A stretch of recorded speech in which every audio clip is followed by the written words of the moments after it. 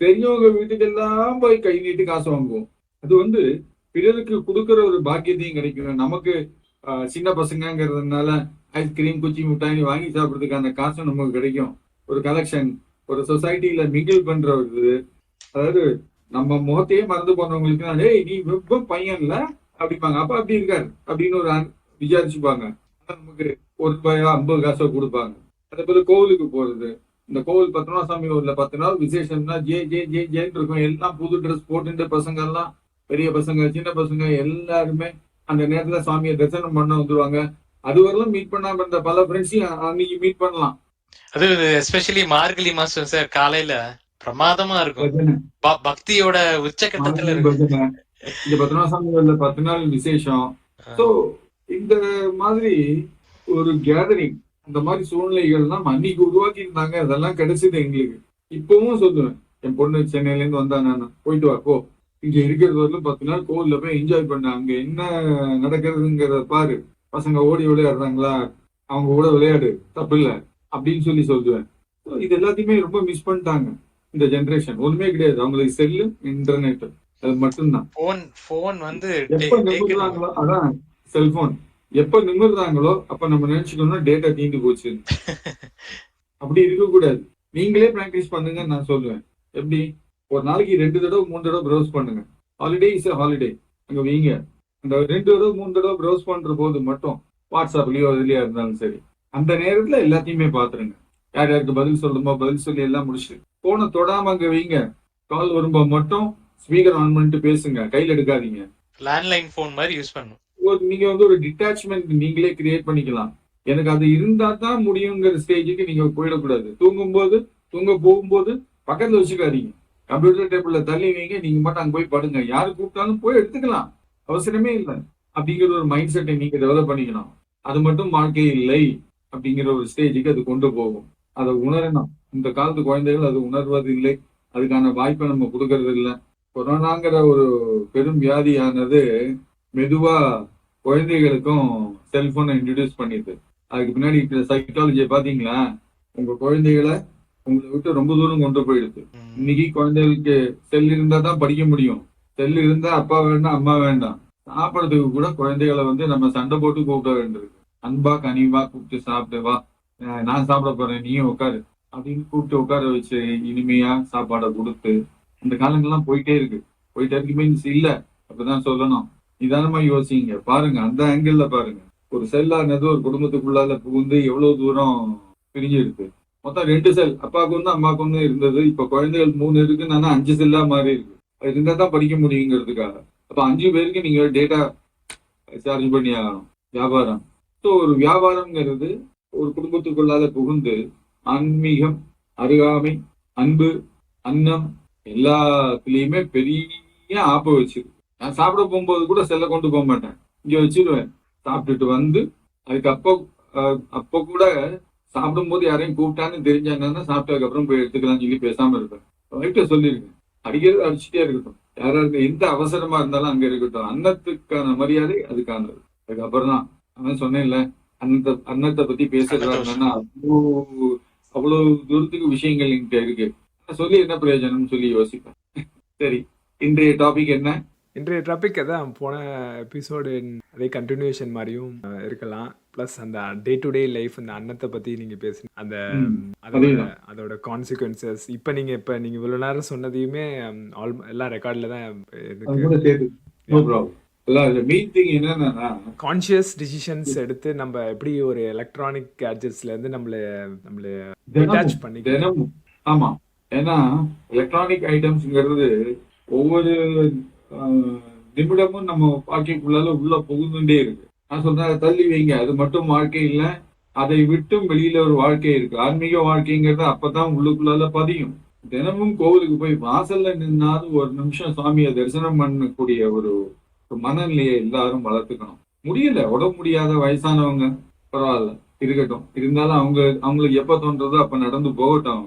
அவங்க போய் வாசல்ல நின்று பார்த்துட்டு வரட்டும். இல்ல உள்ளுக்குள்ளால போனோம்னா போயிட்டு வரட்டும். சின்ன கோவிலா இருக்கலாம், அந்த மாதிரி கோவில்களுக்கு எல்லாம் போயிட்டு வரட்டும்னு விட்டுறணும். குழந்தைகளுக்கு அதை சொல்லி கொடுக்கணும். டெய்லி ஒரு நிமிஷமா, ஒரு தடவையாவது மாலை வேலையில விளக்கேற்ற நேரத்துல கை கால்கள் இட்டு நெத்திக்கெல்லாம் இட்டுன்ட்டு வீட்டுல விளக்கேத்திட்டு போய் சாமியை போய் பார்த்துட்டு வா அப்படிங்கிற ஒரு சின்ன ஒரு கான்செப்டை டெவலப் பண்ணோம். முதல்ல கோவிலுக்கு தொடங்குற போது அது சந்தோஷமா போகும். கோவில்ல போனோடனே அங்க இந்த அப்பம் வடை அந்த மாதிரி விஷயங்கள்லாம் இங்கெல்லாம் கோவில்ல வந்து யாராவது சுவாமிக்கு நிவேதனம் பண்ண கொடுத்துருந்தாங்கன்னா தான் கொடுப்பாங்க. தமிழ்நாட்டிலயும் இருக்கு, ஆனா குறைவு. அங்கெல்லாம் வியாபாரம் கோவில்கள்ல. ஸோ அப்படிங்கிற பட்சத்துல அந்த மாதிரி இதெல்லாம் வாங்கி சாப்பிடு பரவாயில்ல அப்படிங்கிற ஒரு நிலைமைக்கு நம்ம வந்து சொல்லி கொடுக்கணும் குழந்தைகளுக்கு. அப்பதான் அதுகளுக்கு அது புரியும். இப்ப இருக்கிற பர்கர் அந்த இதுக்குள்ளால போயிட்டு அந்த குழந்தைகளை திருப்பி இழுத்து கோவிலுடைய வடை, அப்பம், பொங்கல், தயிர் சாதம் அந்த மாதிரி விஷயங்கள் கொடுக்குறாங்களா, போய் கியூல இருந்து வாங்கி சாப்பிடு, தப்பே இல்லை அப்படிங்கிறத புரிய வைக்கணும். அப்படி சாப்பிடுற போது அதுகள் வந்து முதல்ல வந்து குழந்தைகள் வந்து சாப்பிடுகிற அந்த உணர்வுல மட்டுமே அவ்வளவும் வாங்கி சாப்பிடாம இருந்தாலும் போக போக அவைகளுக்கு புரியும், நிறைய விஷயங்கள் புரியும். ஏன்னா சுவாமிக்கு நிவேதனம் பண்ணது அவருடைய அருளோட குழந்தைகளுக்கு போறது. அந்த அருளை நாம் குழந்தைகளுக்கு வாங்கி கொடுக்கணுங்கிற ஒரு எண்ணத்துல மட்டும்தான் நம்ம அதை சொல்றோம். ஆனா அந்த குழந்தையானது அதை சாப்பிடுகிற போது தனக்குள் ஒரு தெளிவையும் நல்ல ஒரு புத்தியையும் தானாகவே உருவாக்கிக்கிறது. அதனால கோவிலுக்கு போகும்போது வெறுங்கை முதல்ல இப்படி போட்டோம், அப்புறம் சொல்லணும் கோவிலுக்கு போகும்போது வெறுங்கையோட போகக்கூடாது. சுவாமிக்கு கொஞ்சம் பூ எதுவும் எடுத்துன்னு போ, வீட்டுல பூ இருக்கா அதை பறிச்சு தொடுத்து நீயே கொண்டு போவோம் கையினால. அப்ப என்ன ஆகுது, ஸ்டேஜ் கொஞ்சம் கொஞ்சமா டெவலப் ஆகி மாறுறது. நீங்களே பார்க்கலாம், வெறுங்கையோட கோவிலுக்கு போகக்கூடாது அப்படிங்கிறது அந்த குழந்தைங்கிறது படிக்கிறது. கோவிலுக்கு போகும்போது நெத்திக்கிட்டு தான் போனோம் அப்படிங்கிற ஒரு உணர்வை உருவாக்குறது. நல்ல ட்ரெஸ் போட்டுன்னு போனோம் அப்படிங்கிற ஒரு உணர்வு அந்த குழந்தைக்கு தானே வரும்.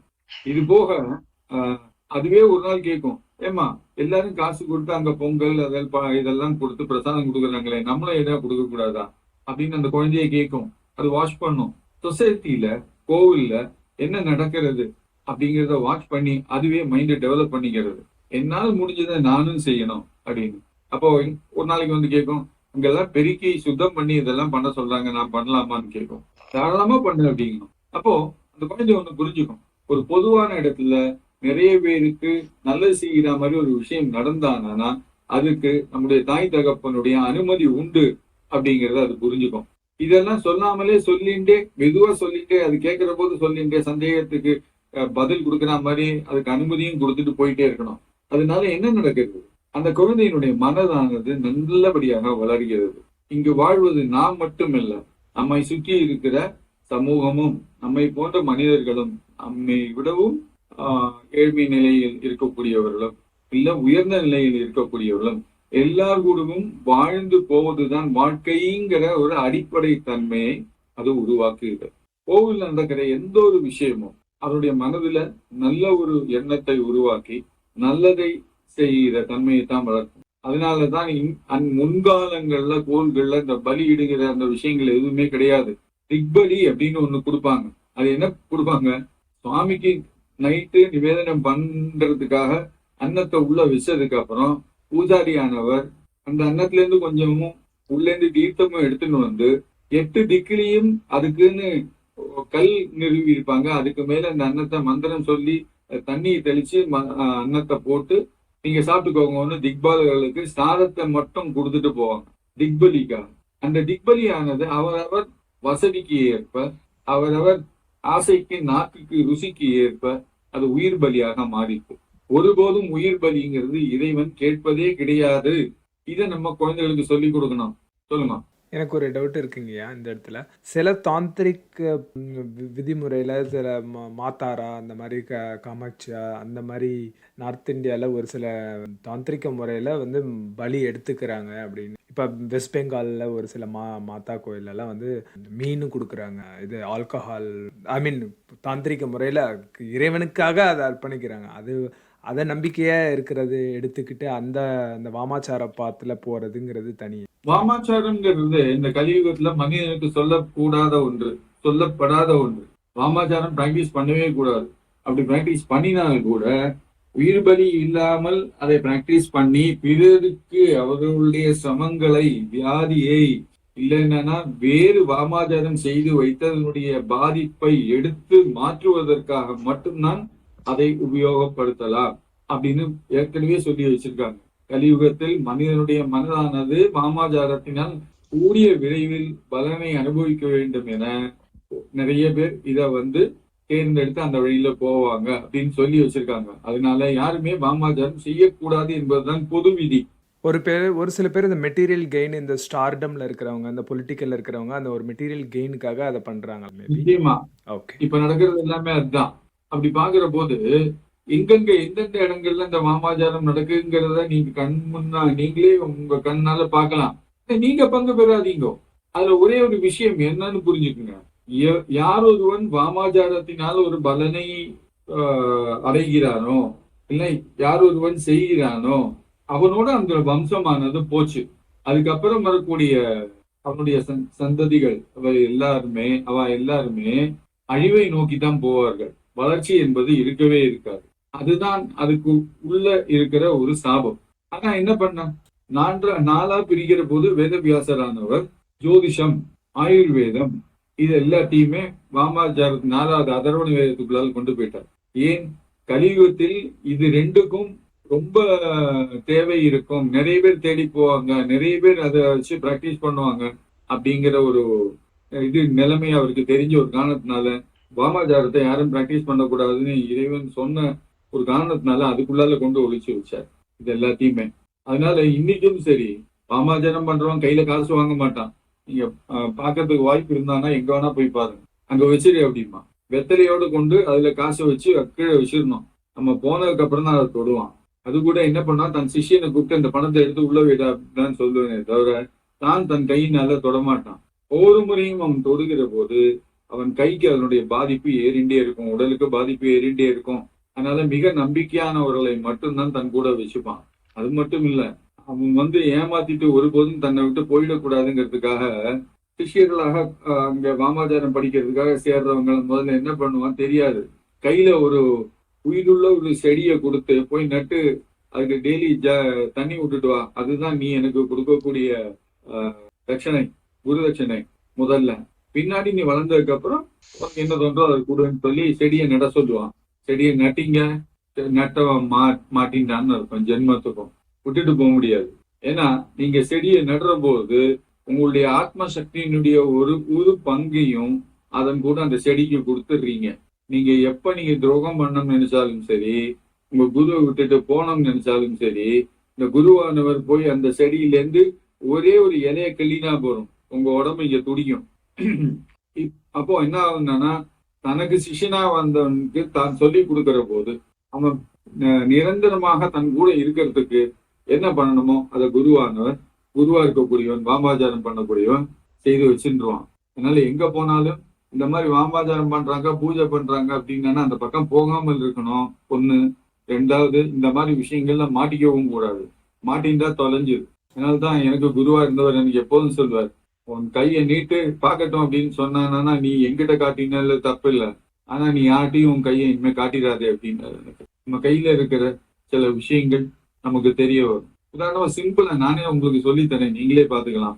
2 கையையும் சேர்த்து பாத்தீங்கன்னா மேல இருக்கிற ஒரு கோடானது சந்திரகலை மாதிரி சேர்ந்து இருக்கானா, நீங்க இந்த வாழ்க்கையில சேர்த்து வைக்கிற போது சந்திரகலை மாதிரி இந்த 2 ஒரு மேல இருக்கிற கோடானது சேர்ந்து இருக்கானா, அதனுடைய அர்த்தம் என்னன்னா you are the selected one, தேர்ந்தெடுக்கப்பட்டவர். அது மட்டும் இல்ல, நீங்க இந்த வாழ்க்கைக்கு வந்திருப்பதே முக்கியமான சில வேலைகளை முடிப்பதற்காக. இத பார்த்துட்டாங்கன்னா உங்களை வச்சு தன்னுடைய விஷயத்த அவங்க கறந்துடுவாங்க. அதனால கையாட்டியும் காட்டுறாது அப்படின்பாரு என் குருநாதர். இப்படி இருக்கணும். சந்திரகலை சிவன் தலையில இருக்கிற சந்திரகலை போல இருக்கானா, 2 கோடும் சேர்ந்து இருக்கானா, நீங்களே புரிஞ்சுக்கணும். உங்களுக்கு ஒரு முக்கியமான வேலை கொடுக்கப்பட்டிருக்கு, அது என்னன்னு தேடி கண்டுபிடிச்சு நீங்க அதன் வழியில போயிடணும். அதை விட்டுட்டு இகபரம் இந்த உலகத்தினுடைய விஷயங்கள் தான் முக்கியம் அப்படின்னு நீங்க போனீங்கன்னா இந்த ஜென்மம் வேஸ்ட். உங்களை அதுல முன்னுக்கு போக விடவும் மாட்டாங்க. ரகசியமே அங்கதான் இருக்கு, கையில தான் இருக்கு. பிறப்பின் ரகசியமே அந்த கையில தான் இருக்கு, அந்த ரேகையில தான் இருக்கு. சோ இதுவும் நம்ம எல்லா விஷயங்களையும் தெரிஞ்சுக்கணும். ஆனா அத்தனைக்கும் மேலே இறைவனுடைய அருள் இருந்தால் மட்டும்தான் ஒரு நாள் முன்னுக்கு வர முடியும். வாமாச்சாரத்தை விட்டு கொஞ்சம் வெளியில வரலாம். கோவில்களுக்கு குழந்தைகள் போறதை பத்தி நம்ம பேசியிருந்தோம். ஒவ்வொரு முறையும் கோவிலுக்கு போயிட்டு வரும்போது ஒரு மனிதனுக்கு இல்லைன்னா ஒருவனுக்கு என்ன நடக்கிறதுங்கிறத பார்க்கணும். அந்த கோவில்கள்ல சுவாமிக்கு அபிஷேகம் பண்ணி ஆராதனை பண்ணி மந்திரம் ஜபம் பண்ணி எல்லா விதத்திலும் தீபாராதனை காட்டி அத்தனையும் செய்யும் போது ஒரு விதமான வைப்ரேஷன் அதிர்வலைகளை அங்க கிரியேட் பண்ணி வச்சிருப்பாங்க. எவன் ஒருவன் நல்ல எண்ணத்தோட போய் சாமியை பார்த்து நல்ல விஷயங்களை சொல்லி நல்ல விஷயங்களை தியானம் பண்ணி அங்க கொடுத்துட்டு வரும்போது அந்த விக்கிரகமாக இருக்கக்கூடிய மூல விக்கிரகமாக இருக்கக்கூடியதானது அந்த பாசிட்டிவான அதிர்வலைகளை வாங்கி வச்சுக்கும். அப்போ ஏதோ ஒரு காரணத்தினால சோர்ந்து போயிருக்கக்கூடிய ஒரு மனிதன் போகிற போது அந்த அதிர்வலைகள் அங்கேயே சுத்தின்னு இருக்கிற போது அவன் உடலுக்குள்ள அது பாய்ந்து அவனுக்கு ஒரு புத்துணர்வு கொடுக்கும். இது பல நேரங்கள்ல நம்ம கோவிலுக்கு போகும்போது இதை உணர்ந்திருக்கலாம். ஆனா அந்த உணர்ந்திருக்கிற தெளிவான மனசை நம்ம எப்போதுமே வச்சுருந்தா கோவிலுக்கு போகணும். ஏன்னா உதாரணமா சொல்றேன், ஒரு விஷயம் இப்ப இங்கிட்ட ஒரு ஜாதகம் இருக்கு, அதை பார்க்கணுமா வேண்டாமா எடுக்கணுமா வேண்டாமான்னு மனசு தோணின்னு இருக்கே தவிர எடுக்க விட மாட்டேங்கிறது. அப்ப நான் என்ன பண்ணுவேன், சரி ஓதியப்பட்டே போய் ஒப்பீனியனை கேட்டுடலாம், எடுக்கலாமா கூடாதா, அது மட்டும் உதவி பண்ணு அப்படின்னு சொல்லி போய் கேட்டா அவர் சொல்லுவார், அந்த ஜாதகம் தாண்டா சேர்க்க வேண்டிய ஜாதகம், போய் நன்னா பாரு அப்படிம்பார். வீட்டுக்கு பார்த்தா ரொம்ப நன்னா பொருந்தி இருக்கும். எனக்கே மனசுக்கு திருப்தியா இருக்கும். முதல்ல என் மனது திருப்தியாக வேண்டும், அப்பதான் நான் மற்றவங்களுக்கு ஓகேன்னு சொல்லுவேன். என் மனசுல சந்தேகம் ஏதோ ஒரு விஷயத்துல பிரச்சனை அப்படின்னு வந்தா நோன்னு சொல்லிடுவேன். ஏன்னா இரு உயிர்கள் ஒன்று சேர்வது குடும்ப வாழ்க்கை நல்லபடியாக அமைவதற்கு. அதுல பிரச்சனைகள் இருக்குன்னு வச்சுக்கோங்க, என்ன பண்ண முடியும்? நம்ம வாயினால நம்ம பிரச்சனைகளை மறந்து வச்சுட்டு அவங்க 2 பேரும் நல்ல செழிப்பான குடும்பங்கிறதுக்காக நான் ஓகேன்னு சொன்னேன்னு வச்சுக்கோங்க, சரின்னு சொன்னேன்னு வச்சுக்கோங்க, அதை விட மிகப்பெரிய பாபம் எதுவுமே கிடையாது. சேர்க்கக்கூடாது அப்படின்னா சேர்க்கக்கூடாதுதான். ஸோ இந்த மாதிரி சூழ்நிலைகளை நம்ம குழப்பத்தோடு தவிக்கிற போது நமக்கான ஒரு பதில் இது. உதாரணம் தான் ஜாதகம்ங்கிறது. ஒரு அறுவை சிகிச்சை பண்ணிக்கணுங்கிற நிலைமையில் இருக்கிற போது போய் இறைவன்கிட்ட போய் நம்ம பிரார்த்தனையை வச்சுட்டு வரலாம், இல்ல கேள்வி கேட்கலாம், பூஜாரிகிட்ட சொல்லி ஒண்ணு கேட்டு பதில் சொல்லுங்களேன் அப்படிங்கலாம். நம்ம கேள்விக்கான பதில அங்க இறைவனானவர் ஏதோ ஒரு ரூபத்துல கொடுக்கலாம். நம்ம போய் ஒண்ணுமே பதிலே தெரியாம 2 நிமிஷம் உட்காந்துட்டு போலாம்னு சொல்லி உட்கார்ற போது யாரே 2 பேர் நம்ம பக்கத்துல பேசிட்டே போவாங்க. எல்லாம் கவலைப்பட வேண்டிய விஷயமே இல்லை, ரொம்ப ஈஸியா முடிஞ்சிடும் அப்படின்னு பேசிட்டு போவாங்க. அதுதான் நமக்கான பதில். உங்களுக்கு பதில் கொடுக்கணும்னா இறைவன் ஏதேனும் ஒரு ரூபத்துல யார் வழியாவது இறங்கி வந்துடுவான். இதை நம்ம புரிஞ்சுக்கணும். இது இந்த காலத்து குழந்தைகளுக்கு எதுவுமே அது புரிவதில்லை. சொல்லுங்க.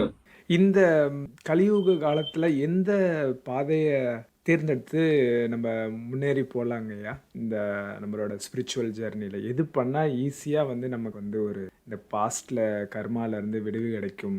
எதன் அடிப்படையில நம்ம இங்க வந்திருக்கோம், நம்ம சேர்ந்திருக்கோங்கிறத கண்டுபிடிச்சி எதை நோக்கி ஒரே ஒரு குறிக்கோளா வச்சு ஓடிக்கிட்டே இருக்கணும்னா எந்த பாத்து பண்ணி நம்ம பாட்டும் போயிட்டே இருக்கிறது? யாரு என்ன சொன்னாலும் சரி, அடிப்படையா மனசுல ஒரு விஷயத்தை நினைச்சுக்கோங்க. இறைவன் என்பவர் ஒருவர் இருக்கிறார், அனைத்தையும் பார்த்து கொண்டிருக்கிறான் சாட்சி பூதமாக. எதை செய்ய வேண்டுமோ அதை நிச்சயமாக நமக்கு உணர்த்துவான், செய்வான். அவருக்கு மீறின சக்தி எதுவும் கிடையாது அப்படிங்கிற அடிப்படை உண்மையை ஒருபோதும் விட்டுறக்கூடாது. நமக்கு இன்று நடப்பது இறைவனால் தீர்மானிக்கப்பட்டது, நமக்கு இது பொருத்தமானது. நாம் இன்று கேட்டும் ஒரு விஷயம் நமக்கு கிடைக்கவில்லை என்றால் இறைவன் அதை தடுக்கிறான் என்பது பொருள். அது ஏதோ ஒரு நல்லதற்காக என்பதை எப்போதுமே மனசுக்குள்ளால வச்சுக்கணும். ஆனா அதையும் மீறி முயற்சி என்பது செய்ய வேண்டும். 2 மூன்றாவது விஷயம் என்னன்னா ஒரு நிதானம், அமைதிங்கிறது வேண்டும். இந்த காலத்து குழந்தைகளுக்கு அது இல்லை. ஏன் தெரியுமா? செல்போன்ல ப்ரௌஸ் பண்ணின உடனே கூகுள்ல சர்ச் பண்ணி ஒரு நிமிஷத்துக்குள்ளால பதில் கிடைக்கிற மாதிரி எல்லா விஷயமும் நடக்கணும் அப்படின்னு எதிர்பார்க்கிறாங்க. அது இல்லை. ஒரு விஷயத்துக்கான பதிலோ ஒரு செயல் நடப்பதோ நடக்காமல் இருப்பதோ காரணம் என்னன்னா பல விஷயங்கள் ஒன்று சேர்கிறது. யாரு தேடுகிறானோ இல்ல யாரு எதிர்பார்க்கிறானோ அவனுடைய கர்மா, அவன் எழுதி வாங்கிட்டு வந்த கர்மா, அவனுக்கு நடக்கக்கூடிய கோச்சாரம், அது என்ன பலனை கொடுக்க வேண்டும் என்று இருக்கிறதோ, அது எந்த அவனுடன் தொடர்பில் இருக்கிற யாருக்கு சம்பந்தமான விஷயமோ அவங்களுடைய கர்மா, அவங்களுடைய கோச்சார நிலைகள், கிரக நிலைகள், உலகத்தினுடைய தர்ம அதர்ம நிலைகள், இவை அனைத்தையும் பொறுத்த விஷயம் ஒரு பதில் கிடைப்பது என்பதும் ஒரு செயல் நடப்பது என்பதும். அதனால பொறுமையாக இருந்துதான் ஆக வேண்டும் என்கிற இந்த காலத்து குழந்தைகளுக்கு பொறுமை இல்லை. பொறுமையை சொல்லி கொடுங்க. அவசரப்படக்கூடாதுன்னு சொல்லுங்க. ஒரு ரோட கிராஸ் பண்ற போது நம்ம அந்த பக்கம் இந்த பக்கம் ரெண்டு பக்கமும் பார்த்துட்டு தானே கிராஸ் பண்றோம். அதையும் குழந்தைகளுக்கு சொல்லி கொடுக்குறோம்ல. பாரு, நேரு எதுக்கு அந்த ஜீப்ரா லைன்ல அங்க பச்சை லைன் இருந்தா மட்டும்தான் நீ நடந்து போகலாம், சிவப்பு இருந்தானா போகக்கூடாது அப்படின்னு சொல்லக்கூடிய நம்ம கொஞ்சம் நிதானமா இரு, அமைதியா இரு, அவசரப்படாதேங்கிறதையும் கூடவே ஊட்டணும். இது 10 முறை சொல்ற போது குழந்தைகளுடைய மனசுல அந்த விளையாட்டு புத்திக்குள்ளால அது வந்து உரையும் பதியும். அப்ப என்ன ஆகும்? சரி, நிதானமா தான் போனோம் போல் இருக்கு அப்படிங்கிறத அது குழந்தை புரிஞ்சுக்க தொடங்கும். அது நிதானமா போகிற போது சரியான முறையில தேர்ந்தெடுக்கும் விஷயங்களை. இப்படி ஒவ்வொன்றையும் ஒவ்வொரு மனிதர்கள்ட்டையும் நம்ம பார்க்கக்கூடிய பழகக்கூடிய பல மனிதர்கள்ட்டையும் நம்ம இத வந்து மெதுவா நோய் படருவது போல நல்ல விஷயங்களும் படர வேண்டும். ஆனா நோய் பரவுகிற அளவுக்கு வேகத்துக்கு நல்ல விஷயங்கள் பரவாது. ஏன்னா கலியுகம். நான் உதாரணம் தான் சொன்னேன், நோய் என்பது சொன்னது, புரிஞ்சுதா? ஆனா அது தானாகவே தன் இயல்பை, உதாரணமா ஒரு பூ ஆனது தான் தன் இருப்பை தன் மனம் மூலம் தெரிவிக்கிறது இல்லையா? உதாரணமா ஒரு தோட்டத்துக்குள்ளால் நீங்க போறீங்கன்னா அங்க பூத்திருக்கிற பூவானது நான் இருக்கேன்டா அப்படிங்கிறத உங்களுக்கு வந்து அதனுடைய மனத்தினால, மல்லிகைப்பூ மணக்கிறது இல்ல ஜமந்தி பூ மணக்கிறது அப்படின்னு சொல்லி தானாகவே நம்ம வார்த்தைகள் உள்ள இருந்து வருது. என்னத்தால? நம்முடைய நாசி உணர்கிறது. அந்த மனத்தை அந்த பூவானது தானாகவே வெளியிட்டிருக்கிறது. அப்போ பூ மனத்தை வெளியிடுவதுங்கிறது பூவினுடைய இயல்பு. உணர்ந்த நாசி ஆனது இந்த இடத்துல இன்ன பூ இருக்கு அப்படின்னு சொல்லி உணர வேண்டியது மனிதனுடைய இயல்பு. அதன்படி எப்படி இயல்பாக ஒரு விஷயமானது நடக்கிறதோ அதன்படியே மெதுவாக நிதானத்துடன் போகத்தான் வேண்டும். ஒவ்வொரு விஷயங்களுக்கும் ஒவ்வொரு காலங்கிறது ஒண்ணு இருக்குங்கிறத நம்ம வந்து சொல்லிக் கொடுக்கணும் மற்றவங்களுக்கு. அது மிக முக்கியம். சொல்லுங்க.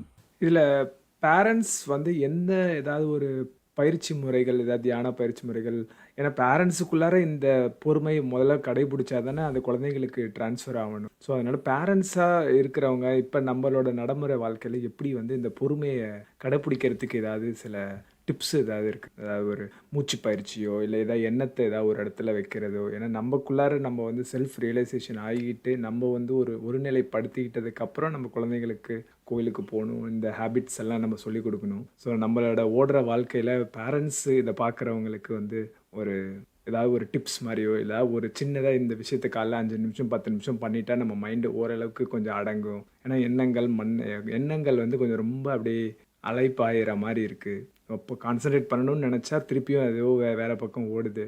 அது மாதிரி வருது. சரி, இதுக்கான ஒரு பதில் அப்படின்னு சொல்ல போனாங்க. ஒரு விஷயத்தை அடையணும் அப்படின்னு நினைக்கிற போது அதற்கான முயற்சியும் வேகமும் நம்மகிட்ட இருக்கிறத நீங்க பாக்குறீங்கல்ல, அதுவே நல்ல விஷயங்கள்ல அந்த வேகம் இருக்காங்கிறத முதல்ல சுய பரிசோதனையை ஒவ்வொருத்தரும் செய்திருக்கணும். 2, சம்பாதிப்பதும் வேலைக்கு போவதும் மட்டும் வாழ்க்கை இல்லை. வீட்டுக்கு வந்தும் வேலை பார்க்கும் இடத்தினுடைய செயல்களோ நடந்த விஷயங்களையோ மனதுக்குள்ளால சுமந்து கொண்டு குடும்ப வாழ்க்கையும் குடும்பத்துக்கு செய்ய வேண்டிய விஷயங்களும் மறந்து இருக்கிற நிலைமையை மாத்திக்கணும். 2யுமே பேலன்ஸ் பண்ணிக்கிற ஒரு மைண்ட் வரணும். ஆபீஸை விட்டு வீட்டுக்கு இறங்குற போது ஆபீஸை அங்கேயே விட்டுட்டு வந்துடணும். வீட்டை விட்டு ஆபீஸுக்கு போற போது வீடு பத்திரமா இருக்கும் அப்படின்னு இறைவன்கிட்ட வேண்டிட்டு உத்தரவுன்னு சொல்லிட்டு நேரம் ஆபீஸுக்கு கிளம்புங்க. ஆபீஸுக்கு போயிட்டு வீட்டை நினைக்காதீங்க, வீட்டுல வந்ததுக்கு அப்புறம் ஆபீஸை நினைக்காதீங்க. நண்பர்கள்ட்ட பேசுவோம் பழகுவோம், அதெல்லாம் வேற விஷயங்கள். வீட்டுக்குள்ளால ஒருபோதும் ஆபீஸை கொண்டு வரக்கூடாது. அதனுடைய வேலையினுடைய பழுவையோ அதனுடைய எரிச்சல்களையோ எதுவுமே கொண்டு வரக்கூடாது. அமைதியா இருக்க பார்க்கணும்னா முதல்ல நீங்க உங்களையே புரிஞ்சுக்கணும்.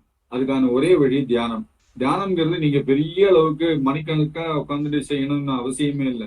ஒரு நாழிகை உண்மையான தியானம் நீங்க பண்ணாலே போதும். உங்க உடலை மறந்து இருக்கிற ஒரு தியான நிலையை ஒரு நாழிகை நீங்க பண்ணாலே போதும். பின்னாடி நீங்க அந்த ஒரு நாழிகையை கொஞ்சம் கொஞ்சமா கூட்டி கொண்டு போகலாம். ஒரு நாழிகைங்கிறது 24 நிமிடங்கள், ரைட்டா?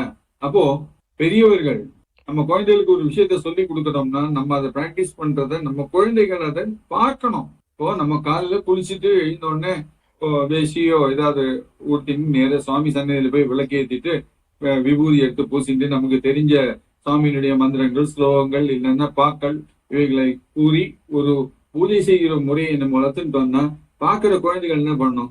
அதுவும் குளிச்சுட்டு வந்தோடனே இல்ல நானும் உள்ள போய் சாமிகிட்ட போய் ஆசீர்வாதம் வாங்கிட்டு வரேன்னு சொல்லி உள்ள போய் விபூதியை எடுத்துட்டு கையை கூப்பி என்ன தெரியுமோ என்னத்தையோ சொல்லிட்டு நான் இன்னைக்கு நல்லா பாஸ் ஆகணும், நிறைய மார்க் எடுக்கணும், இந்த மாதிரி விஷயங்கள் எல்லாம் சொல்லி எதுவோ சொல்லிட்டு வந்து ஓடி வந்து இனிமே ட்ரெஸ் போட்டு விடு அப்படின்னு அம்மாட்டையும் அப்பாட்டையும் கேட்கக்கூடிய சூழ்நிலையை நீங்க பார்க்கலாம். ஸோ அந்த குழந்தையானது உங்கள்ட்ட இருந்து தான் படிக்கிறது. பிறருக்கு நாம் வந்து ஒரு அடையாளமாக படிக்கும் ஒரு புத்தகமாக இருப்போம் நமக்கு தெரியாமலே. அப்ப அந்த குழந்தைகளுக்கு தெரியும், அப்பா ஒரு விஷயத்த வேண்டாம் சொல்றாரு அப்படின்னா அதுக்கு ஒரு காரணம் இருக்கு, அவருக்கு எல்லாமே தெரியும் அப்படிங்கிற திடமான ஒரு நம்பிக்கையை அந்த குழந்தையானது தனக்குள்ளாக வளர்த்துக்கும். இப்படி சூழ்நிலையை நீங்க வந்து மாத்தணும். உங்களுக்கு வாய்ப்பு கொடுத்திருக்கிற இறைவன் தாராளமா நேரத்தையும் கொடுத்திருக்காரு. எங்கிட்ட என் நண்பர்கள் கேட்டதுதான், என்னத்தை கேட்டாலும் பதில் சொல்லிட்டே இருப்பேன், எல்லாத்துக்கும் சொல்யூஷன் கொடுத்துட்டே இருப்பேன். என் ஆபீஸ்லயே என்கிட்ட கேட்பாங்க, உனக்கு எப்ப இதுக்கெல்லாம் டைம் கிடைக்கிறதுன்னு கேட்பாங்க. உங்களுக்கும் எனக்கும் 24 மணி நேரம் தான் டைம், ஒரே போல் தான் இருக்கு. நான் என்னுடைய டைமை நான் வந்து எஃபெக்டிவா யூட்டிலைஸ் பண்றேன். ஒவ்வொரு நிமிஷமும் பிறருக்கு நாம் செய்வதனால் என்ன பிரயோஜனம் இருக்குங்கிற ஒரு பாயிண்ட மட்டும் நான் யோசிச்சேன். அதனால இன்னைக்கும் வந்து அந்த ஒரு ஸ்பீட்ல அப்படியே போயிட்டே இருக்கேன். நடக்க அளவுக்கு ஸ்பீடு இல்லாட்டாலும் இப்போ வயசாயிட்டுங்கிறதுனால இருந்தாலும் நல்லது செய்கிற ஒரு தன்மைங்கிறது இருந்துட்டே இருக்கு, தொடர்ந்து இருந்துட்டே இருக்கு. ஸோ அதனால என்ன ஆகும், பல விஷயங்கள் நம்ம எதிர்பார்த்ததை விட ரொம்ப நல்லபடியா தானாகவே நடக்க தொடங்கிடும். அது நடப்பது என்னால் நம்மால இல்லை, நம்மகிட்ட இருக்கிற முயற்சியும் இறைவனுடைய அருளும். ரைட்டா? அதுக்கு சிம்பிள் எக்ஸாம்பிள் சொல்லித்தரேன். சின்ன வயசுல இருந்து என் பொண்ணை வந்து நான் ஸ்கூலுக்கு கொண்டு விடுறதுங்கிறது கிடையாது, என் ஒய்ஃப் அதுக்கு சார்ஜ் எடுத்துட்டான். அப்ப நடத்தி கூட்டு போகும்போது எல்லா விஷயத்தையும் சொல்லுவார். அப்போ சரி, உனக்கு நிறைய மார்க் எடுக்கணும் அவ்வளவுதானே, நான் ஒரு வழி பண்றேன், உங்க அப்பாட்ட சொல்றேன், அப்பா பாத்துப்பாரு அப்படின்னு. ஓ, அப்பா பாத்துப்பாரு இல்லையா, அப்ப எனக்கு நான் தான் மார்க் எடுக்கணும்னா அப்பா பாத்துப்பார் அப்படின்னு முதல் பாடம் படிச்சது. அப்ப எங்க சொன்னா, பரீட்சை இன்னைக்கு எழுத போறாங்க, நீங்களே கொண்டு விட்டுருங்க அப்படின்னு. நான் வந்து யூஸ்வலி ஆபீஸ் போற போது வண்டியில வந்து ஜபம் பண்ணிட்டு வெத்தலை பாக்கம் போட்டிருப்பேன் இல்ல, அதே டைம்ல ஜபமும் பண்ணிட்டு போகக்கூடியவன். அப்ப நான் குழந்தைய ஸ்கூலுக்கு நான் கொண்டு இறக்கி விட்டுட்டு செகண்ட் கொடுப்பேன். செகண்ட் கொடுத்துட்டு தலையில கை வச்சுட்டு சொல்லு, நல்லா பரிசு இருந்தோம்னா யாரை பத்தியும் கொல்லப்படாத, நீ எவ்வளவு மார்க் எடுத்தாலும் சரி நிறைய மார்க் தான் எடுப்ப, தைரியமா போய் எழுது, பாக்கி அப்பா பாத்துக்கிறேன், சாமிட்ட சொல்லிக்கிறேன் அப்படின்னு சொல்லிடுவேன். இது வந்து பயங்கர ஃபுல்லி சார்ஜா போய் உட்காந்து பாசிட்டிவா திங்க் பண்ணி அது நல்ல பரீட்சையை எழுதிட்டு வரும், நல்லா எழுதிக்கப்பா, நல்ல மார்க் வரும் அப்படின்னு சொல்லணும். கான்பிடன்ஸோட சொல்லணும். அன்னைக்கு சாயங்காலம் மார்க் வந்த போது பாக்குற போது 95, 96, 98ன்னு வரும். அப்போ அதுக்குள்ளால ஒரு ரியலைசேஷன் வந்தது அந்த குழந்தைக்குள்ளால. நான் பரீட்சை எழுத போகும்போது எங்க அப்பா கொண்டு வந்து விட்டார்னா நான் நல்லபடியா பாஸ் பண்ணி நிறைய மார்க் எடுப்பேன் அப்படிங்கிற ஒரு எண்ணம் அது தானாகவே ரியலைஸ் பண்ணிது. அதுல இருந்து அந்த 2ஆம் கிளாஸ்ல இருந்து அவ டிகிரி முடிக்கிறது வரலும் என்னதான் கொண்டு விட சொல்லுவா. இன்னைக்கு எக்ஸாம் என்ன கொண்டு விட்டுருந்தான், அப்பா கொண்டு விட்டாருன்னா நான் நல்லபடியா பரீட்சை எழுதி நிறைய மார்க் எடுப்பேன் அப்படிங்கிற ஒரு எண்ணம் அந்த குழந்தைக்கு வந்தது. இப்படித்தான் ஒவ்வொரு குழந்தைகளுக்கு உள்ளேயும் நம்ம வந்து ஒரு எண்ணத்தை உருவாக்கணும். அந்த உருவாக்கக்கூடிய எண்ணம் பாசிட்டிவா உள்ளுக்குள்ளால இருந்துதானா அது வந்து பிறகு அந்த குழந்தைகளுக்கு நல்லதை செய்யும். வாழ்க்கையில அப்பா வேண்டாம் அப்படின்னு சொன்னானா அது எதுவோ ஒரு விஷயம் இருக்கு, அதனால அவர் புரிஞ்சுட்டார் அப்படிங்கிற ஒரு உணர்வு அந்த குழந்தைகளுக்கு வரும். இப்படித்தான் நீங்க வந்து லைஃபை பேலன்ஸ் பண்ணணும். அப்படி பேலன்ஸ் பண்ற போது என்ன ஆகும்னா உங்களுக்கே தெரியும், ஆபீஸினுடைய பிரச்சனைகள் எல்லாம் ஆபீஸோட ஒதுக்கி வச்சுட்டு வீட்டுக்கு வந்து வீட்டினுடைய விஷயங்களை பார்க்கணும். சொன்னா நம்ப மாட்டீங்க, கொஞ்சம் மெமரி எனக்கு கொஞ்சம் கூடுதல் தான், மற்றவங்களை விட கொஞ்சம் ஷார்ப் தான் வச்சுக்கங்களேன். காலையில போகும்போது ஒய்ஃப் வந்து இன்னென்ன சாமான்கள் வாங்கணும்னு சொல்லி ஒரு 4-5 விஷயம் 6-7 விஷயங்கள் சொல்லிடுவேன். சரி எல்லாம் எவ்வளவு அப்படின்னு கேட்டுப்பேன், அவ்வளவுதான், எல்லாம் மைண்ட்ல தான் போட்டுப்பேன். ஆபீஸ் போனோன்னு எல்லாமே மறந்துடுவேன். 5 மணிக்கு எல்லாத்தையும் டிராயர்லாம் டேபிள் டிராயர்லாம் போட்டு கம்ப்யூட்டர் ஷட் டவுன் பண்ற போது காலையில என்னெல்லாம் சொன்னாவ அப்படின்னு ரீவைண்ட் பண்ணினானா அப்படியே வரும். மைண்ட்ல போட்டுட்டு போற போது எல்லாத்தையும் வாங்கிட்டு போவேன். எனக்கு அந்த பேப்பர்ல எழுதி வச்சு பர்ச்சேஸ் பண்றதுங்கிறது கிடையவே கிடையாது, எல்லாம் மைண்ட்ல தான். ஆனா ஒண்ணுமே மிஸ் பண்ணாம எல்லாத்தையுமே வாங்கிட்டு போயிடுவேன். தேவையான அளவுக்கு நல்லா இருக்கானா கொஞ்சம் கூடுதலாகவும் வாங்கிட்டு போயிடுவேன். ஸோ அப்படி ஒரு மைண்ட் செட்டை நம்ம வந்து வளர்த்துக்கணும். என்னதுனால எப்படி, அதுக்கு ஒரு அனுபவத்தையும் நான் சொல்லித்தரேன், ப்ராப்ளம் இல்லை. அதுக்கு முன்னாடி உங்க கேள்வியை கேட்டுருக்கேன். இல்ல எனக்கு கேள்வி இல்ல. இத நான் ஆமோதிக்கிற மாரி ஒண்ணு யோசிச்சேன் இப்ப. அந்த காலத்துலலாம் வந்து இப்ப நம்பளோட சித்தர்கள், முனிவர்கள்லாம் வந்து இவங்க இங்க வந்திருக்காங்க, இவங்க நம்மள பார்க்க வந்திருக்காங்க அப்படின்னு சொல்லிட்டு அவங்களோட எண்ண அலைகள்லயே அவங்களுக்கு தெரிஞ்சிரும். இப்ப வந்து நம்ம எல்லாமே வந்து ஃபோன், இந்த ஏஐ எல்லாமே வச்சு எல்லாத்தையும் நம்ம தெரிஞ்சுக்கணும்னு நெனைக்கிறோம். நம்ம தேடி தெரிஞ்சுக்கணும்னு நெனைக்கிறோம். அவங்கலாம் வந்து நம்ம மனசுக்கு 2 கிலோமீட்டருக்கு முன்னாடியே வந்து அவங்க இங்க வந்திருக்காங்க. நம்மளோட அடியர்கள் இங்க வந்திருக்காங்க. போய் கூட்டிட்டு வாங்க. அந்த மாரி வேவ் லென்த்ல அவங்க ஹை ஃப்ரீக்வன்சில இருக்கிறதுனால, அவங்களுக்கு அப்படி தெரியும். அவங்களோட மைண்ட் அந்த அளவுக்கு ட்ரெயின் ஆயிருக்குன்னு சொல்ல வந்தேன். நம்ம இன்னர் பீயிங்ஸ்குள்ளாரயே ஒரு பவர் இருக்கு. அந்த பவர் வந்து அந்த அளவுக்கு எலிவேட் பண்ணி கொண்டு போயிருக்காங்க. ஆமோதிக்கிறேன் அந்த பாயிண்ட். அதுல மெயின் திங் என்னன்னா, அந்த மாதிரி ஆட்களுக்கு எல்லாருமே தந்திரா பிராக்டிஸ் பண்ணியிருப்பாங்க. தந்திரா பிராக்டிஸ்ங்கிறது இருந்தானா எவ்வளவு தூரத்துல இருந்தாலும் கம்யூனிகேட் பண்ணிக்கலாம். ஏன்னா அவ்வளவு சக்கரங்களையும் அது கட்டுப்படுத்தும், ஆதார சக்கரங்களையும். அது மட்டும் இல்லாம தந்திரா பிராக்டிஸ்ங்கிறது நான் சொன்ன மாதிரி நம்ம உடம்புக்குள்ளால இருக்கிற 51 சக்தி பீடங்களையும் ஆக்டிவேட் பண்ணிடும். அது சக்தி பீடம்ங்கிறது அந்த ஆண்டனா மாதிரி. எவ்வளவு தூரத்துல இருந்தாலும் நீங்க மெசேஜ் போட்டா போதும், எஸ்எம்எஸ் போற மாதிரி இங்க வந்து சேர்ந்துடும். யாருக்கு மெசேஜ் வேணுமோ கரெக்டா அவருக்கே அதுக்கு போயிடும். இவரும் திரும்பி பதில இங்க இருந்து தன்னுடைய எண்ணத்தினால உருவாக்கி விட்டுருவார்.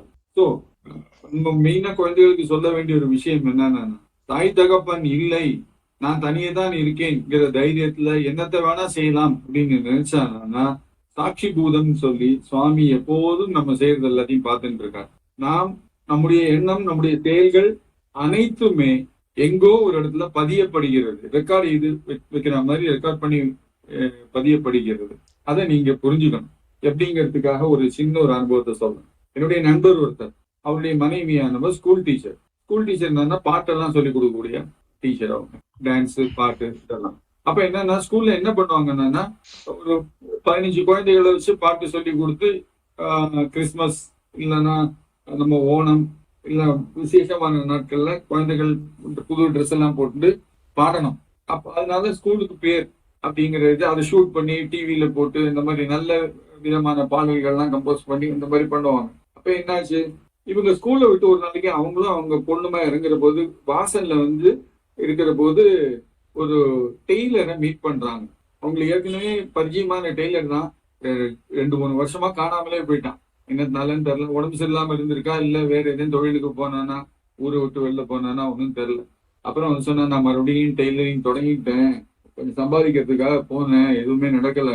அதனால ஏதாவது ஆர்டர் இருந்தானே எனக்கு கொடுங்க, 24 மணி நேரத்துக்குள்ள நீங்க எவ்வளவு சொன்னாலும் நான் செய்து கொடுக்குறேன், அவ்வளவு தூரத்துக்கு இருக்கேன் அப்படின்னு சொல்லியிருக்கான். சரிப்பா, அதுக்கு என்ன, உங்க கான்டாக்ட் நம்பர் சொல்லு அப்படின்னு. கான்டாக்ட் நம்பர் சொன்ன உடனே செல்லுல அடிச்சிருக்காங்க, ஆனா சேவ் பண்ணல, விட்டுட்டான். ஒரு மாசம் ஆன உடனே அவங்க ஸ்கூல்ல ஒரு ப்ரோக்ராம், 2 நாட்களுக்குள்ளான ப்ரோக்ராம் ஃபுல்லா எல்லாத்தையும் பினிஷ் பண்ணி அரேஞ்ச் பண்ணோம் அப்படின்னு ஃபுல் சார்ஜ் இது கொடுத்துட்டாங்க. இங்கெல்லாம் எப்படின்னா, சொன்ன வேலையை செய்யலையா உடனே சொல்லி அனுப்பிடுவாங்க வேலையை விட்டு. இந்த அம்மா டென்ஷன்ல தூக்கமே இல்லாம மியூசிக் கம்போஸ் பண்ணி குழந்தைகளை பிராக்டிஸ் பண்ண வச்சு இதுக்குள்ள ட்ரெஸ் எல்லாம் பார்க்கணுமே சொல்லி ட்ரெஸ் பார்க்கறதுக்கு சரி அவன் சொன்னானேன்னு சொல்லி தேடி பார்த்தா செல்லுல போன் நம்பர் இல்லை. இவங்க ஹஸ்பண்ட போய் சொல்றா. அப்புறம் வந்து கொஞ்சம் இந்த மூச்சு பயிற்சி, தியானம், யோகா, அப்புறம் பூஜை, கோவில் போறது இந்த மாதிரி எல்லாம் பண்ணக்கூடியது. இப்படி பேசினா, பட் அவன் சொன்ன இது நம்பர் எனக்கு ஞாபகம் இல்லை, செல்லுலையும் சேவ் ஆகலை, என்ன பண்றதுன்னு தெரியல எனக்கு. அவன் ஒருத்தன் தான் இப்ப இருக்கான் ஹெல்ப் பண்றதுக்கு, வேற யார்கிட்ட கேட்டாலும் பயங்கரமா சார்ஜ் பண்ணுவாங்க. அப்படியா, சரி நீ போயிட்டு வா, நான் பாக்குறேன் அப்படின்னு சொல்லிட்டு எத்தனை மணிக்கு பேசினேன்? 3:30 மணிக்கு. யாரெல்லாம் இருந்தா? நானும் நம்ம பொண்ணும் அந்த டெய்லர் தான். எங்க பேசினா? ஸ்கூல் வாசல்ல கேட் பக்கத்துல இருந்து பேசினோம், அவ்வளவுதான். தியானத்துல டீப் அந்த தியானத்துல போய் தந்திரால ஒரு வழி உண்டு, பின்னாடி போலாம். அதுல பின்னாடி போய் அந்த டைமுக்கு போய் அவ பேசுறத மொத்தமும் கவனிச்சு அது எங்கேயோ பதிய வச்சிருக்கு பாத்துக்குங்க, வச்சு அந்த நம்பர் அவன் சொல்ற போது அவன் வாயினுடைய லிப் மூவ்மெண்ட் வச்சு இவர் உடனே கண்டுபிடிச்சு பேப்பர்ல எழுதி இந்த நம்பர்ல கூப்பிட்டு பாரு அப்படின்னு கூப்பிட்டு பார்த்தா அவனுக்கே ஆச்சரியம், ஆடி போயிட்டான். அது எப்படி, நான் ஒரு தடவை தான் நான் உங்கள்கிட்ட சொன்னேன், நீங்க எப்படி கரெக்டா கூப்பிட்டீங்கன்னு சொல்லி கேட்டான். இல்ல என் செல்லுல இருந்ததுன்னு சொல்லி போய் சொன்னாங்க இவங்க, நான் சேவ் பண்ணி வச்சிருந்தேன்னு. அவன்கிட்ட போய் இதெல்லாம் சொல்லிட்டு இருக்க வேண்டாமே, என் புருஷன் தான் இதெல்லாம் தேடி கண்டுபிடிச்சு கொடுத்தாரு. ரொம்ப அவனுக்கு ரொம்ப ஆச்சரியம். கேட்டா, அதை எப்படி நீங்க கண்டுபிடிச்சீங்க? அதெல்லாம் ஒரு வழி இருக்கு, அதெல்லாம் என் குருநாதர் எனக்கு சொல்லி கொடுத்தது, அது இன்னைக்குதான் நான் உனக்காக இதை ட்ரை பண்ணேன். இதுல ஊர்லாம் போய் சொல்லு, எல்லாத்தையும் சொல்லிட்டு இருக்காது, அமைதியா இரு அப்படின்ட்டு. ஸோ இதுல இருந்து உங்களுக்கான ஒரு பாடம் என்னங்கிறத நீங்க யோசிக்கணும். பின்னாடி போய், அதாவது இறந்த காலத்துல பின்னாடி போய் ஒரு விஷயத்த பார்க்க முடியும்னா முன்னாடி போய் பார்க்க முடியும்ல. ரிவர்ஸ் கியர் போட்டு பின்னாடி போலாம்னா ஃபார்வர்டு கியர் போட்டு முன்னாடியும் போகலாம் இந்த லோவர்ல. ஆனா அதுக்கு தகுதி இருக்கணும். அந்த தகுதியை நல்ல முறையில வளர்த்துட்டு இருக்கணும். நீங்க செய்வது நல்ல விஷயத்துக்காக இருக்கணும், தவறான விஷயத்துக்காக இருக்கக்கூடாது. இதெல்லாம் தந்திரால உள்ள விஷயங்கள். தந்திரா எவ்வளவு தூரம் பவர்ஃபுல்னு சொல்றதுக்காக உங்களுக்கு நான் காட்டி கொடுத்தது. முன்னாடி இருந்த ரிஷிகளும் முனிவர்களும் ஒருபோதும் இந்த தந்திராவை தனக்காகவோ தனக்கு சம்பாதிப்பதற்காகவோ யாரும் உபயோகப்படுத்தியது இல்லை. அதுக்கு பதிலாக அவங்க பொதுவான ஒரு நல்லதுக்காக மட்டும்தான் உபயோகப்படுத்தினாங்க. ஆனா இப்ப இருக்கிறவங்க இந்த தந்திராவையே அதை விட வேகமாக படிக்கணுங்கிற ஒரு காரணத்துக்காக தேவையில்லாத உயிர் பலி போன்ற பல விஷயங்களையும் பண்றாங்க. அப்படியும் பண்ணலாம் அப்படின்னு தந்திரால சொல்லி கொடுத்துருக்கிறதுனால எது தவறோ அதை மட்டும்தான் மனுஷங்கிறது பார்க்கும். அதுதான் மனசுல வச்சுக்கணும். சொல்லுங்க சந்தோஷ். இது நான் சொன்னது முக்காலத்தையும் உணர்ந்தவர்கள் சொல்றாங்களா சார்? அது நீங்க இப்ப சொல்றது அந்த பாஸ்ட், ஃபியூச்சர், நிகழ்காலம், இது நம்ம சித்த மார்க்கத்துல சித்தர்கள் முக்காலத்தையும் உணர்ந்தவங்க இல்லைங்களா? ஆமா, உங்களுடைய பிரெயினுக்குள்ளால இருக்கிற எல்லா நரம்புகளும் ஆக்டிவேட் ஆகி நின்றுடுதுன்னு வச்சுக்கோங்க. என்ன பண்ணுவீங்க? அது எங்கெங்க கான்டாக்ட் பண்ணணுமோ அத்தனை கான்டாக்டையும் அதை டெவலப் பண்ணி வச்சிடணும். அத்தனை விஷயங்களும் ஒண்ணும் இல்லை. நீங்க தூக்கம் வராம நீங்க உட்காந்து தியானம் பண்ணி ஓரளவுக்கு நல்ல லெவல பிரெயின் கெப்பாசிட்டியை நீங்க இன்க்ரீஸ் பண்ணி வச்சிட்டீங்கன்னு வச்சுக்கோங்க. ஆக்சுவலி 10 வீடு தள்ளி ராத்திரி மெதுவா யாரையும் பேசியிருந்தா கூட உங்களுக்கு கேட்கும். அதை பேலன்ஸ் பண்ணிக்க தெரியணும். ஒரே டைம்ல 1000 பேர் பேசுற சத்தம் கேட்டுன்னா என்ன ஆகுறது? உடம்பு பதறும். அதை பேலன்ஸ் பண்ண தெரியணும். இதெல்லாம் விஷயங்கள் இருக்கு. அதனால பிரெயினோட கெப்பாசிட்டி தான் முக்கியம். எல்லாத்தையுமே ரியலைஸ் பண்றது பிரெயின் தான். அது ரியலைஸ் பண்ணிட்டு உடம்புக்கு அதனுடைய பாகங்களுக்கு அனுப்பி அதை என்ன இதுதான் விஷயம் அப்படின்னு தெரிவிக்கிற போது பிரசன்ஸ் ஆஃப் மைண்டும் உங்களுக்கு கூட கோஆர்டினேட் ஆகணும். இதுல இருந்து அதான் சொல்றேன், சித்தர்கள் அதான் சொல்றாங்க, எவன் ஒருத்தனுக்கு ஒரு செய்தியை கொடுக்கணும்னு சொல்லி நாங்க நினைச்சோம்னா அவனுக்கு எது பிடிக்குமோ அந்த வழியா உள்ள நுழைஞ்சு அவனுக்கு சொல்ல வேண்டிய செய்தியை நாங்க சொல்லிட்டு போயிட்டே இருப்போம் அப்படிங்கிறான். அகத்தியரே இதை சொல்லியிருக்கார் நாடியில ஸோ அதனுடைய அர்த்தம் என்னங்கிறத நீங்க பாருங்க. உங்களுக்கு அபரிமிதமான அளவுக்கான சக்தி இறைவன் என்பவர் கொடுத்திருக்கார். சரியான முறையில பிறருக்கு உபயோகப்படுகிற அளவு வழியில நீங்க அதை உபயோகப்படுத்துறீங்களா அப்படிங்கிறதுதான் ரொம்ப முக்கியம். இதுக்குத்தான் சின்ன வயசுல இருந்தே குழந்தைகளுக்கு ஒன்னொன்னா சொல்லி கொடுத்து தாயும் தகப்பனும் வளர்க்க வேண்டும் அப்படிங்கிறாங்க. உதாரணமா சொல்றேன்னு, இப்ப சமீபத்துல தமிழ்நாட்டுல நடக்கக்கூடிய பல விஷயங்களை பாக்குற போது எப்படி ஒரு மனுஷனுக்கு இவ்வளவு தைரியம் வருதுன்னு தோன்றது. சொல்லக்கூடாது, இருந்தாலும் உதாரணத்துக்காக சொல்றேன். இப்ப இன்னைக்கு காலம்பரை பேப்பரை பார்த்தானா ஏதோ ஒரு ஊர் சொல்லலன்னா ஊர்ல மனைவி கண் முன்னாடியே கணவன் கழுத்தை அறுத்து கொலை செய்த ஒருத்தன் கைது இப்படி போட்டிருக்கான். வயதானவரை கொண்டு விட்டு காசை திருடி கொண்டு ஓடிய சிறார்கள் இப்படிதான் பேப்பர்ல எல்லாம் வருது. அவன் அவ்வளவு தூரத்துக்கு த்ரில்லிங்கா இருக்கணும்னு சொல்லி ஒரு விஷயத்தை எப்படி சொல்லணும்னு தெரியாம சொல்ல வச்சு நம்முடைய ஜெனரேஷன் அடுத்த ஜெனரேஷனை எவ்வளவு தூரம் ஒரு பத்திரிகையானது சேதப்படுத்துகிறது மனதை அப்படிங்கிறத யோசிக்கவே மாட்டேங்குது. ஆனா நான் யோசிக்கிற விஷயம் என்னன்னா, அதை செய்கிற ஒரு மனிதனுக்கு அந்த தைரியம் எப்படி வந்தது? அப்ப அந்த உணர்வே அற்று போன நிலைய அவனுடைய உணவானது அவனுக்கு கொடுத்துருக்கு.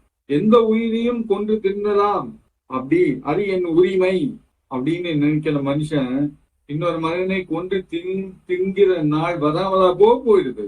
இன்னைக்கு மிருகத்தோடும் பறவையோடும் நிற்கக்கூடிய அவனுடைய பசியினுடைய வேட்கையானது நாளை மனிதனை கொண்டு தின்கிற அளவுக்கு போகாதுன்னு சொல்லி என்ன நிச்சயம் இருக்கு? ஸோ எங்க போயிட்டு இருக்கான்? ஒவ்வொருத்தருக்கும் ஒவ்வொரு டியூட்டி இருக்கு. பத்திரிகைக்கும் ஒரு டியூட்டி இருக்கு, இன்டர்நெட்ல நம்ம போடக்கூடியதுக்கு நமக்கு ஒரு டியூட்டி இருக்கு, ஒரு லிமிடேஷன் இருக்கு. இன்னென்ன விஷயங்களை சொல்லலாம், இன்னென்ன விஷயங்களை தான் இப்படித்தான் சொல்ல வேண்டும் அப்படிங்கிற ஒரு டியூட்டி நமக்கு எல்லாருக்குமே கடமைங்கிறது இருக்கு. இதை யாரும் உணர்வதில்லை. இந்த காலத்துல காசு பண்ணணுங்கிறதுக்காக என்னுடைய வாழ்க்கையும் அழிச்சுட்டு வரும் சந்ததியினருடைய மனநிலையும் அழிச்சுட்டு உட்கார்ந்துட்டு இருக்காங்க எல்லாருமே.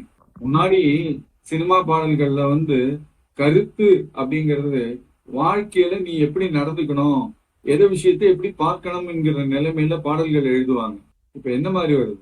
ஒரு பாட்டினுடைய வரிகளே புரியாத அளவுக்கு இருக்கு பாடல்கள். யார் காரணம்? வளர்த்து விட்டுருக்க நாம் தான் காரணம். இவருடைய படம் இறங்கியிருக்கு, அவருடைய படம் இறங்கியிருக்கு, 10 நாளைக்குள்ளாலே அது பாத்துடணும், முடிஞ்சா முதல் நாளே பாத்துடணும் அப்படின்னு சொல்லி தாவி ஓடக்கூடிய ஒரு நிமிஷம் யோசிக்கிறது இல்ல. முதல் நாள் நம்ம 1000 ரூபாய் கொடுத்து பாக்குற அளவுக்கு அந்த படத்துல என்ன இருக்கு? நிதானமா தான் வரும்போது பார்ப்போமே. 100 ரூபாய் கொடுத்து பாக்கணுங்கிற போது போய் பார்த்தா போடுமே. முதல் நாளே பார்த்த உடனே உங்களுக்கு என்ன தங்க கோல்டு மெடலா கொடுக்க போறாங்க? சோ பேலன்சிங்ல இருக்கிற தவறு தான் காரணம். எது சரி எது தவறுங்கிறத யோசிக்காத தன்மை. வரக்கூடிய படங்களும் அதுக்கும் மேல மட்டமா இருக்கும். அப்புறம் யங்ஸ்டர்ஸ்க்கு யாரை வந்து ஒரு ரோல் மாடலாக வச்சுக்கணும் அப்படின்ற ஒரு குழப்பம் எனக்கு, ஐ மீன் அவங்களுக்கு இருக்கிற மாதிரி எனக்கு தோணுதுங்க இந்த ஜென்ரேஷனுங்களுக்கு. ஐ மீன் யாரெல்லாம் இப்போ ஒரு ரிஷியோ குருவோ அவ்வளோ சூப்பர் பவர் வச்சிருக்கிறவங்கள அந்த மாதிரி ஒரு சித்தியை வந்து எப்படி நம்ம அட்டைன் பண்ணலாம், எப்படி அந்த இடத்துக்கு போகலான்னு நம்ம நினைக்கிறத ஒரு விஷயங்களை விட்டுட்டு, ஐ மீன் விட்டுட்டு மீன்ஸ் இந்த சென்ஸ் ஆஃப் அந்த ரீச் இல்லைல்ல, அந்த ரீச் இல்லை. பட் ஆனால் இந்த கேளிக்கைகள், இந்த இதுகள், இந்த என்டர்டெயின்மெண்ட், இந்த ஃபீல்டில் வந்து மனசை வந்து அப்படியே ஓட விட்டுக்கிட்டே இருக்கிறது. எதையாவது இந்த கன்சியூம் வந்து எந்த மாதிரி டேட்டாவை நீங்கள் கன்சியூம் பண்ணுறீங்கன்றது வந்து தீர்மானிக்குதுன்னு நான் நினைக்கிறேன். சரி, அதுக்கான காரணம் என்ன? உங்க பசங்க உங்க கூட இருக்கிற போது நீங்க சரியான விஷயங்களை அவங்களுக்கு ஊட்டி வளர்க்கவில்லை. அதுதான் காரணம். எங்க தேடணுங்கிறத கூட நீங்க சொல்லி கொடுக்கல. எதை தேடணும்னு கூட நீங்க சொல்லி கொடுக்கல. அவன் தேடணும்னா தேடிப்பான். அவன் வந்து எங்க பார்க்கணுமோ அவன் பார்த்துப்பான் அப்படின்னு சொல்லி இந்த காலத்துல பெற்றோர்கள் விடுறாங்க குழந்தைகளை. அப்ப என்ன ஆகும்? தவறான இடத்துல போய் தான் அந்த குழந்தை முடியணும்னு விதி இருந்தானா அங்கதான் போய் முடியும்.